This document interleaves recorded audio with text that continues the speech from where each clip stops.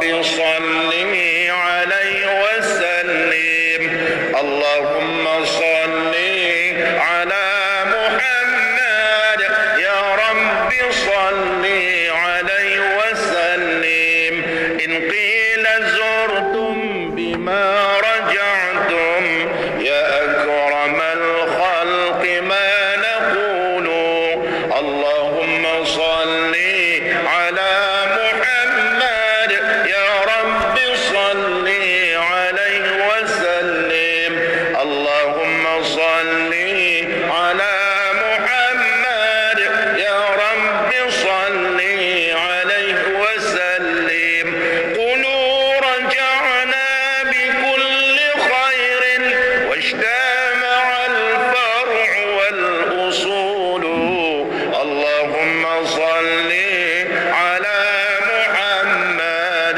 يا رب صل عليه وسلم. Assalamualaikum warahmatullahi wabarakatuh. Alhamdulillah rabbil alamin wassalatu wassalamu ala asyrafil mursalin wa ala alihi washabbihi ajmain. A'udzubillahi minan nar wa min syarril kuffar min ghadabil jabbar wal izzati lillahi wa rasulih. Allahumma ghnina bi haram bismika Allahumma ya daim ya hayyu ya fardu ya wit ya ahad ya samad. Allahumma shalli ala Muhammad wa ali Muhammad. Bismillahirrahmanirrahim. Bismillah masyaallah yasuqul Allah. Bismillah masyaallah la yasrifu suwaillah. Bismillah masyaallah man kana min ni'matin faminallah. Bismillah masyaallah la ya'ti bil hasanati ilallah. Bismillah masyaallah la hawla wa la quwwata illa billahil aliyyil azim. Allahumma nas'aluka bi barakati syarifa anta hamala dunya. Amin ya rabbal alamin. InsyaAllah sama-sama kita share untuk surau Pak Man Kasawari. Pak Man Kasawari Balakong, Taman Ihsan Balakong. Mohon share.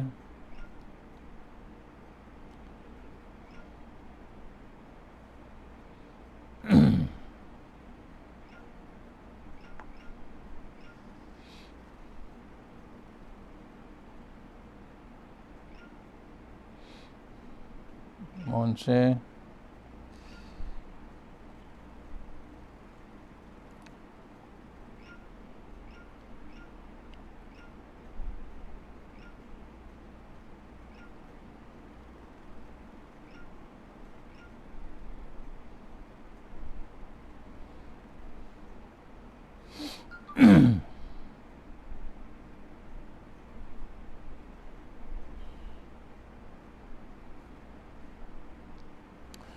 InsyaAllah kita sambung subuh tadi.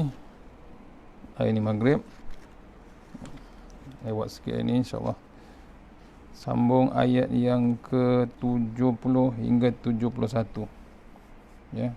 Tadabbur ringkas ayat 70 71 insyaAllah daripada kitab My Quran Time. Nota My Quran Time insyaAllah. Sama-sama insyaAllah. Kita baca ke surat 180 insyaAllah. A'udzubillahi minasyaitonir rajim. Qalu ud'u lana rabbaka yubayyin lana ma hiya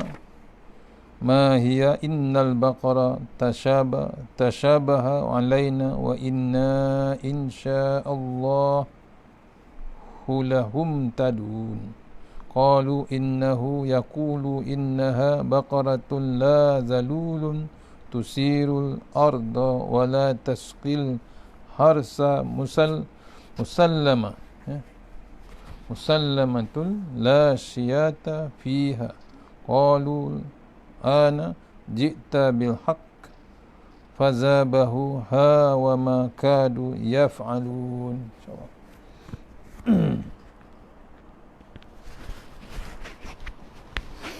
Maksudnya sadaqallahul azim, maksudnya ayat 70 hingga 71 ini, mereka berkata, mohonlah kepada Tuhanmu untuk kami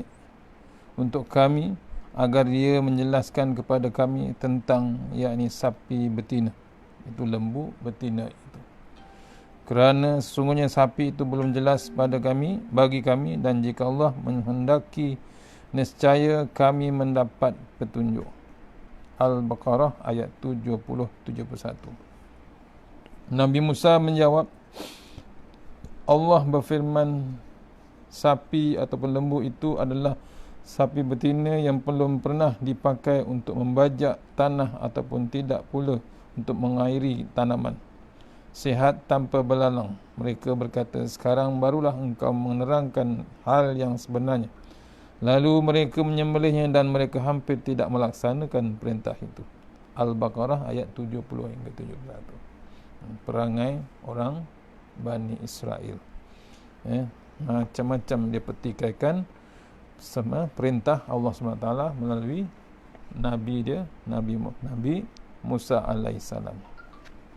Kupasan daripada nota ini, ayat tersebut, sebenarnya perkataan mahi, iaitu lembu betina itu, maksudnya sudah ditanya pada ayat yang ke-68 dan sudah diterangkan oleh Nabi Musa alaihissalam. Tetapi mereka bertanya dan bertanya lagi. Saat itu mereka sedang bertanyakan soalan yang menyusahkan diri mereka sendiri. Sengaja dia pertikaikan, main-main dengan Allah Subhanahu Wa Taala. Ya, maksudnya hebatnya orang Bani Israel ni suka mempermainkan perintah Allah Subhanahu Wa Taala, suka mengejek-ngejek perangai dia. Di dalam ayat ini mereka sebenarnya sudah mula berasakan bahawa kalau mereka tidak mencari lembu tersebut, kelak mereka akan dimurkai Allah Subhanahu Wa Taala.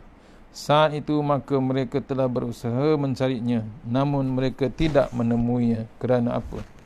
Kerana mereka telah menyusahkan diri mereka sendiri dengan banyak bertanya dan kebarangkalian untuk menemui lembu betina yang memenuhi kriteria yang telah disebut itu sangat mustahil. Padahal kalaulah dari awal lagi mereka lakukan, pasti mereka hanya perlu menyembelih mana-mana lembu betina saja. Pasal saja memperlekehkan Allah Ta'ala, saja memperlekehkan Nabi Musa AS, main-main dengan perintah Allah SWT. Sepatutnya mereka, apabila mereka sudah mendapat arahan, lakukan sahaja. Kita sebagai hamba Allah Ta'ala, sepatutnya bila dapat perintah diutuskan Rasulullah SAW, sepatutnya kita tak boleh bangkang, tak boleh kita canggah. Ya, maksudnya kita ni kena renung. Kita kena renung perintah Allah Ta'ala, tak boleh dibangkang. Perintah wajib kita turutkan perintah Allah Ta'ala. Tetapi terus bertanya kerana jauh di sudut hati mereka. Bertanya bukan untuk bertanya, tetapi mahu melambatkan apa yang disuruh. Salah tak salah.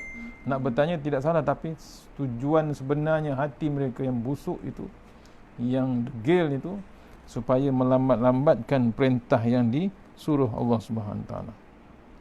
Akhirnya walaupun mereka mendapat jawapan terhadap apa yang mereka mahu, mereka pula bermasalah untuk mencari kriteria lembu tersebut seperti yang dinyatakan dalam ayat wa inna insyaallahu lamahum hulamuhtadun. Jika Allah menghendaki, nescaya kami mendapat petunjuk. Disebabkan ayat tersebut, disebabkan bahawa kaum Bani Israel sukar mendapatkan lembu itu, mereka mula menyerahkan dan berkata, moga-moga Allah akan beri petunjuk. Oleh kerana ada perkataan insya-Allah, inilah menyebabkan Allah Subhanahu Wa Taala membantu mereka untuk menemui lembu itu. Lafaz itu sebenarnya telah meredakan kemarahan Allah Subhanahu Wa Taala. Allahu Akbar.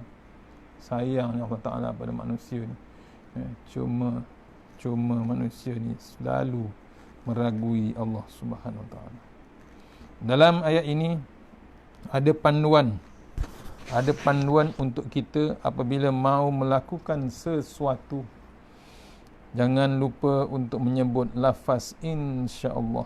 Maknanya kita meletakkan segala qada dan qadar kepada Allah. Apakah jawapan Musa alaihissalam di dalam ayat 71 berkenaan dengan pertanyaan mereka? Jawapan Nabi Musa, ya. Sebelum tu kita dipesankan jangan lupa insya-Allah. Perkataan tu yang Allah suka sebenarnya. Lembu itu bukan sahaja tidak berbuat kerja membajak tanah, diajar ataupun tidak pernah membajak tanah. Lembu yang terbaiklah. Menyiram tanaman apun tidak pernah Maknanya lembu itu tidak pernah dibela, tidak pernah buat pekerjaan di ladang, cuma dibela sahaja. Dan lembu yang sihat lagi cantik, bukan yang jenis kurus, bukan yang gemuk. Maknanya lembu yang elok sebenar-benarnya. Dan badan lembu tidak ada jalur, tidak ada tanda warna kekuningan seluruhnya badannya. Kerana kalau ada jalur atau tumpuk-tumpuk sudah dikira ada kekurangannya. Sempurnanya lembu yang Allah berikan pada kaum Bani Israel. Namun akhirnya mereka berjaya juga mendapatkan lembu tersebut dan mereka menyembelihnya. Namun hampir saja mereka tidak melaksanakan perkara tersebut kerana timbul rasa sayang kepada lembu tersebut. Dah dapat lembu, sayang pula lembu, nak dikorbankan. Maksudnya dimainkan juga. Sebab tu kita ni disuruh umat Islam supaya setahun sekali buat korban. Itu dipanggil Hari Raya Korban. Untuk dikorbankan apa yang kita sayang. Pengorbanan. Kadang-kadang kita tak perasan. Tapi dah dapat barang yang cantik, susah pula nak berkorban. Sayang pula. Hampir-hampir Bani Israel tu dah dapat dah lembu tu tapi tak nak dikorbankan. Kesimpulannya, jadikanlah peristiwa ini sebagai pengajaran. Jadikanlah peristiwa ini sebagai pengajaran untuk kita. Usah diikut cara kaum Yahudi yang banyak bertanya sehingga akhirnya menyusahkan diri sendiri. Jangan buat perangai macam Yahudi, suka bertanya, akhirnya tujuan tanya tak salah. Tujuan tu, niat dia bertanya bukan untuk apa-apa, untuk main-main, untuk melambatkan perintah Allah Subhanahu. Tu ayat 70, 71. Seterusnya ayat 72, 73. Allah Subhanahu Taala mencela orang Yahudi. A'udzubillahi minasyaitonirrajim. Wa iz qataltum nafsan faddaratum fiha wallahu mukhrijum ma kuntum taktumun. Maksudnya, fakulna nadribuhu bi ba'diha kadzalika yuhyillahul mauta wa yuriikum ayatihi la'allakum ta'qilun. Shadaqallahul azim. 72 hingga 73. Maksudnya, ingatlah ketika kamu membunuh seseorang lalu kamu menuduh tentang itu, tetapi Allah menyingkap apa yang kamu sembunyikan. Lalu kamu berfirman, pukullah mayat itu dengan bahagian dari lembu itu. Demikianlah Allah Subhanahu Wa Taala menghidupkan orang yang telah mati dan dia perlihatkan kepadamu tanda-tanda kekuasaan Allah agar kamu mengerti. Al-Baqarah 72-73. Ditunjukkan cerita yang dihidupkan orang mati, pasal anak buah dia nak mengambil alih harta pusaka. Dibunuhnya bapa saudara tersebut. Ini cerita asalnya. Kita baca pagi tadi. Kupasannya, Allah SWT berfirman dalam ayat ini kepada orang-orang Yahudi sekaligus mencela mereka. Ingatlah ketika seorang dulu dari kamu membunuh kerabatnya agar segera memperoleh harta pusakanya. Kemudian setiap kelompok berselisih mengenai pembunuhan itu dan tidak mahu mengakui pembunuhnya berasal daripada kelompoknya sendiri. Sedangkan Allah Subhanahu Wa Taala pasti akan menyingkap apa yang kamu sembunyikan untuk menegakkan keadilan serta mempermalukan kelompok yang tersangkut dengan kejadian tersebut. Sebab tu kita hebat macam mana pun sembunyikan kesalahan, maksiat, dosa, bunuh orang dan macam-macam, Allah selongkar satu-satu. Di dunia pun Allah selongkar. Itu contoh dalilnya. Di dunia Allah selongkar, bukan tunggu akhirat, dunia yang Allah tunjukkan. Hebatnya pandangan mata Allah Ta'ala. Melihat. Allah tu maha melihat. Sebab tu kita tak boleh tipu. Pasal apa? Allah nampak segala-galanya. Di hujung ayat 72 ini dia adalah pengajaran untuk kita. Wallahu mukhrijum ma kuntum taktumun. Tetapi Allah menyingkap apa yang kamu sembunyikan. Jika dalam kalangan orang Islam ada menyembunyikan sesuatu perkara yang tidak benar, Allah Subhanahu Wa Taala pasti akan menyingkapnya juga perkara tersebut dengan pelbagai cara. Allah Subhanahu Wa Taala menyuruh menyembelih lembu betina adalah dengan tujuan untuk menyingkap semula kejadian pembunuhan yang terjadi, yakni seorang lelaki membunuh lelaki tetapi telah menuduh orang lain yang melakukannya. Cerita bila Allah Subhanahu Wa Taala boleh melakukan kepada Bani Israel menyingkap rahsia, maka Allah Subhanahu Wa Taala juga boleh melakukannya hal yang sama kepada kita. Pengajarannya, jangan kita ambil mudah dan jangan main-main dengan mesej daripada Allah Subhanahu Wa Taala. Kemudian pada ayat 73, fakul nadribuhu bi ba'diha kadzalika yuhyillahul mauta wa yuriikum ayatihi la'allakum tattaqilun. Allah lalu kami, sadaqallahul azim, lalu kami, yakni Allah berfirman, pukullah mayat itu dengan bahagian daripada lembu ataupun sapi itu. Demikian Allah menghidupkan orang yang telah mati dan dia memperlihatkan kepadamu tanda-tanda, yakni kekuasaannya, agar kamu mengerti. Al-Baqarah ayat 73. Allah dah buat dah pada Bani Israel. Ayat ni mengingatkan kita jangan ambil mudah, ya, jangan ambil mudah pengajaran daripada Bani Israel. Kita jangan buat ambil mudah, jangan main-main dengan mesej Allah Subhanahu Wa Taala. Pada 72 tadi, ya, Allah boleh selongkar dunia lagi, Allah boleh tunjukkan, Allah buktikan siapa yang benar, siapa yang salah. Ni diajar kita sekarang juga. Ayat ini dan juga ayat sebelumnya merupakan kesinambungan daripada perintah penyembelihan lembu betina. Apabila terbunuhnya seorang yang tua, yakni berupa pakcik pada pembunuh tersebut dan kaya-kaya dalam kalangan Bani Israel yang belum tahu siapakah pelakunya, maka Allah mengingatkan mereka dengan mengatakan, ingatlah seketika salah seorang daripada kamu membunuh seorang yang tidak bersalah, lalu kamu bertuduh-menuduh tentang peristiwa misteri itu. Akan tetapi Allah dengan kehendaknya kemudian menyingkap apa yang kamu sembunyikan. Menyingkap ni Allah selongkar kita. Allah selongkar kita apa yang kita sembunyikan. Sebab tu kalau buat salah, mengaku je lah. Jangan nak berdalih-dalih, jangan nak bersandiwara dalam dunia, ya. Tak boleh elak.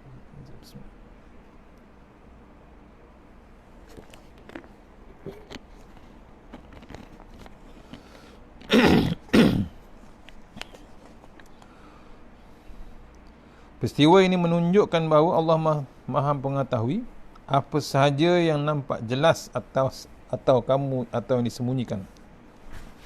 Sesudah lembu yang ditetapkan itu sembelih, lalu Allah SWT berfirman, pukullah mayat dengan bahagian dari lembu itu. Demikianlah Allah menghidupkan orang yang telah mati. Demikianlah Allah SWT memperlihatkan kekuasaannya dengan menghidupkan kembali orang yang telah mati untuk merungkai siapakah pelaku itu. Tujuan Allah SWT itu memperlihatkan kekuasaannya ialah untuk setiap hamba-Nya beriman dan yakin akan adanya hari kiamat. Balasan, tetap ada balasan.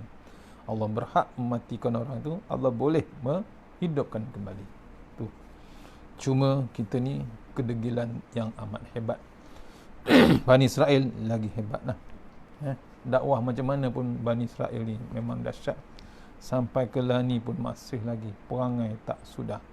Sebab tu di dalam ni dah ada dalil, maknanya Israel ni, Bani Israel Yahudi ni memang susah. Zaman Nabi Musa pun susah, zaman Rasulullah SAW pun susah, apa lagi zaman kita yang zaman hebat macam ni. Itu maksudnya Allah nak tunjukkan kekuasaan untuk kita pelajari Allah Maha berkuasa. Dan satu lagi, yakin adanya hari pembalasan. Akhir sekali ayat 74, insyaAllah. A'udzubillahi minasyaitonirrajim. Ayat 74 ni dia punya poin dia yang penting ialah 3 kumpulan hati. Ada 3 golongan hati-hati manusia. A'udzubillahi minasyaitonirrajim. Summa qasat qulubukum min ba'di zalika fahiyal kal hijarati au ashaddu qaswah wa inna minal hijaratin lama yatafajjaru minhul anhar wa inna minha lama yashaqqaqu fayakhruju minhul ma wa inna minha lama yahbitu min khasyatillah wa mallahu bighafilin amma ta'malun. Sadaqallahul azim. Ayat Al-Baqarah ayat 74. Kemudian setelah itu hatimu menjadi keras sehingga hatimu seperti batu, bahkan lebih keras lagi, padahal dari batu-batu itu pasti ada sungai yang airnya memancar daripadanya.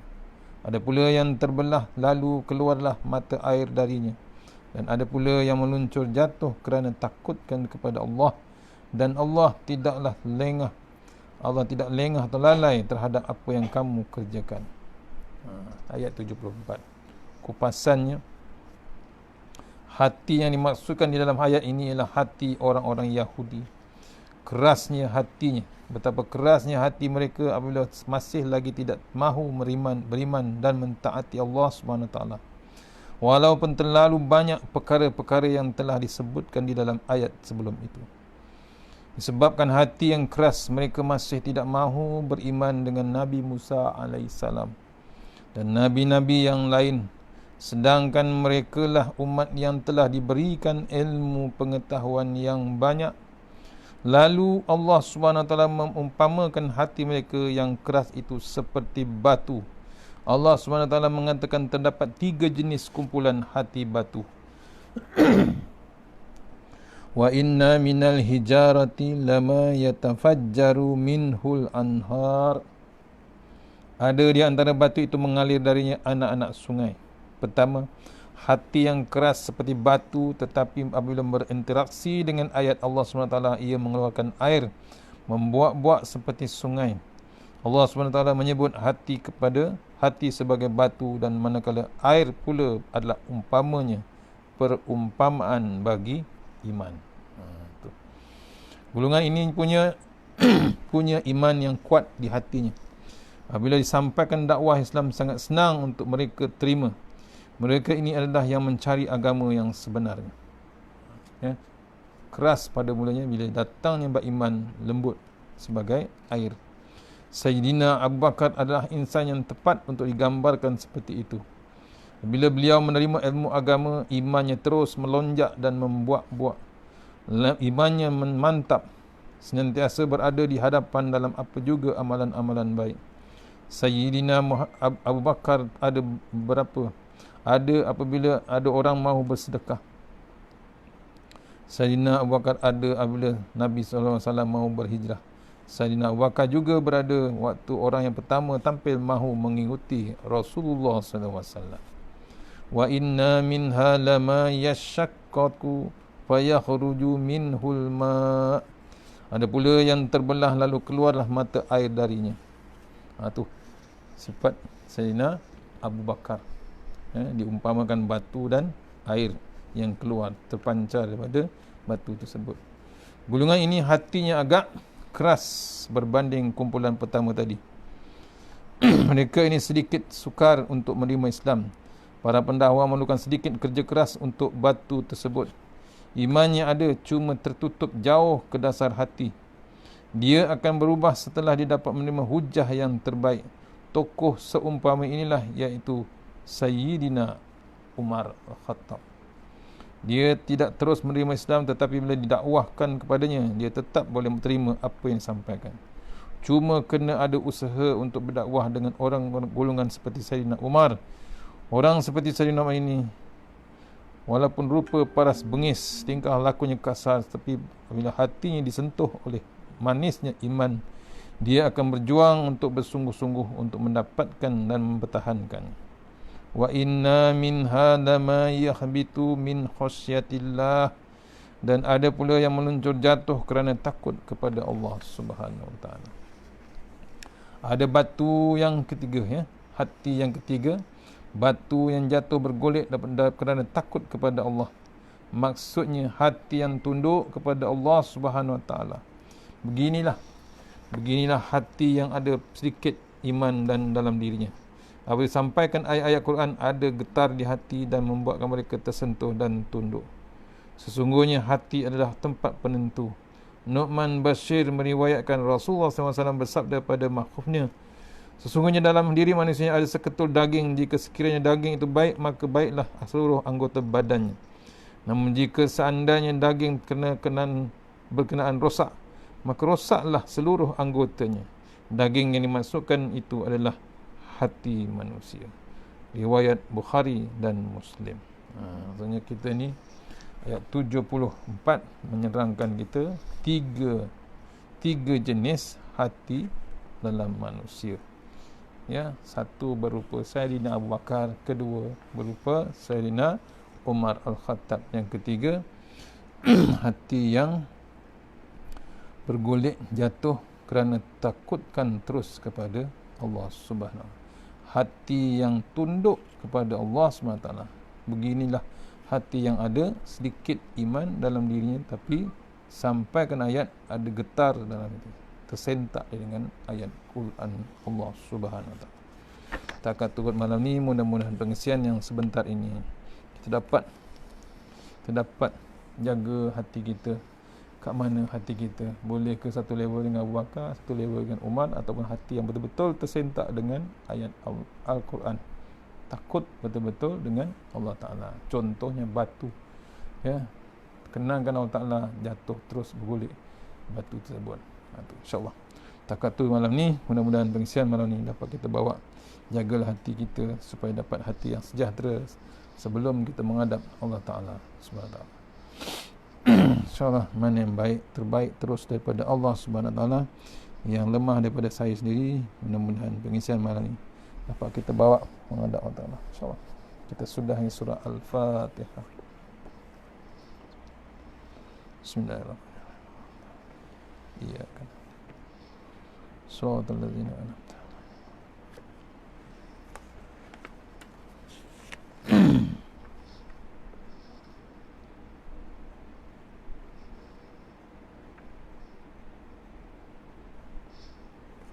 A'udzubillahi minasyaitonir rajim. Bismillahirrahmanirrahim. Allahumma tawwil a'maran wasahya jasadana wa nawwir qulubana wasabbit imanana wa ahsin a'malana wasi' arzaqana wa ilal khairi qaribna wa anil syarri amina wa hdiya wajina fid din wa dunya wal akhirah. Ya Allah, panjangkanlah umur kami, sihatkanlah badan kami, terangkanlah hati kami, tetapkan iman kami, elokkan amalan kami, luaskan rezeki kami.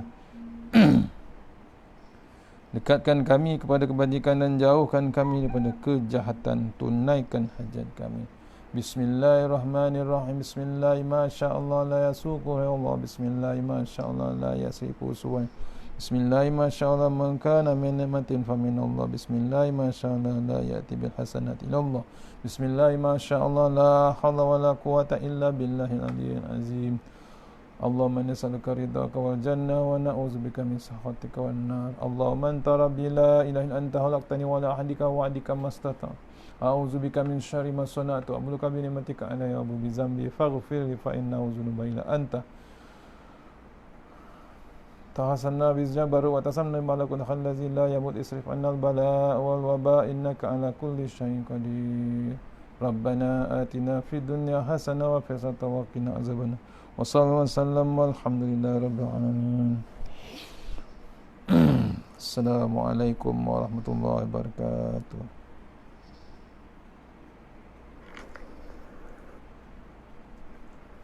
Allahumma salli ala Muhammad ya Rabbi salli alaihi wa sallim. Allahumma صل على محمد يا رب صل عليه وسلم إن قيل زرتم بما رجعتم يا أكرم الخلق ما نقول اللهم صل على محمد يا رب صل عليه وسلم اللهم صل على محمد يا رب صل عليه وسلم قولوا رجعنا بكل خير واجتمع الفرع والأصول اللهم صل على محمد يا رب صل عليه وسلم اللهم صل على محمد يا رب صل عليه وسلم لولا